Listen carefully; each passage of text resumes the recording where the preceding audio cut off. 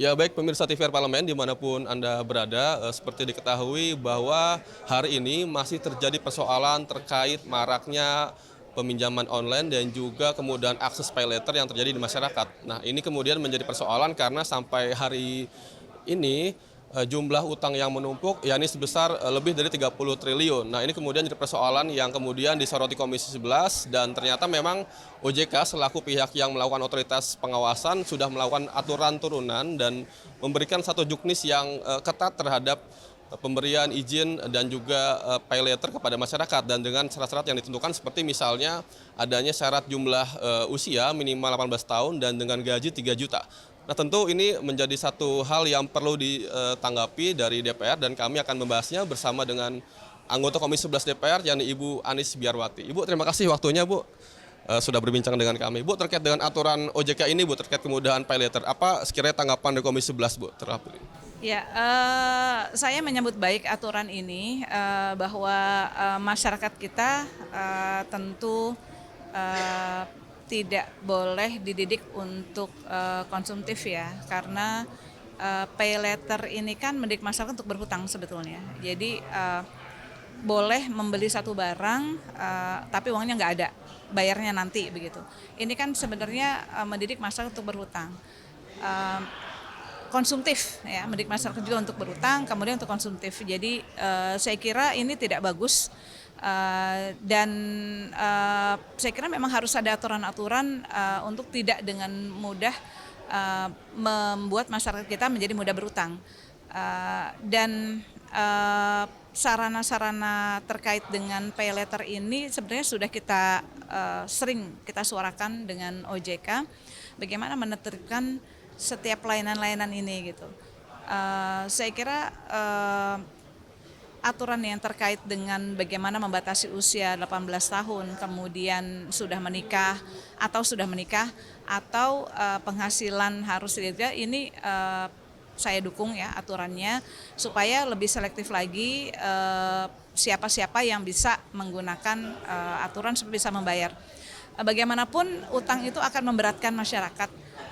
Dan juga supaya masyarakat juga tidak terdorong untuk pola konsumtif dan juga tidak terdorong untuk mudah berutang karena bagaimanapun utang itu mesti dibayar dan konsumtif itu bukan pola hidup yang diajarkan oleh para pendiri bangsa. Jadi saya kira kebiasaan pay later ini, kebiasaan membayar atau kebiasaan utang ini yang perlu untuk kita berikan edukasi kepada masyarakat supaya tidak mudah untuk berutang. Artinya kan ini ada masalah dalam hal literasi keuangan digital Bu. Nah mungkin dari ke depan apa kiranya dorongan dari Komisi 11 supaya ke depan tingkat literasi kita meningkat Ibu? Iya, salah satunya memang literasi keuangan ini bukan hanya terkait dengan bagaimana memberitahukan tentang apa itu akses perbankan, apa itu menggunakan berbagai fitur-fitur perbankan, bagaimana mendidik masyarakat untuk bisa menggunakan uangnya dengan bijak, atau bagaimana terkait dengan produk-produk perbankan, tetapi juga bagaimana masyarakat berpola hidup sesuai dengan kemampuan, itu juga termasuk secara keuangan. Bagaimana mendidik masyarakat untuk tidak mudah berutang dan dengan pola hidup sesuai dengan kemampuan, itu saya juga penting untuk menjadi bagian dari literasi keuangan. Dan kita juga mendorong untuk pemerintah lebih mensejahterakan masyarakatnya, memenuhi kebutuhan dasar masyarakatnya sehingga masyarakat tidak perlu berutang untuk memenuhi kebutuhan dasarnya. Bu, terakhir ke depan terkait dengan fungsi pengawasannya supaya aturan OJK bisa berjalan dengan baik, apa Bu?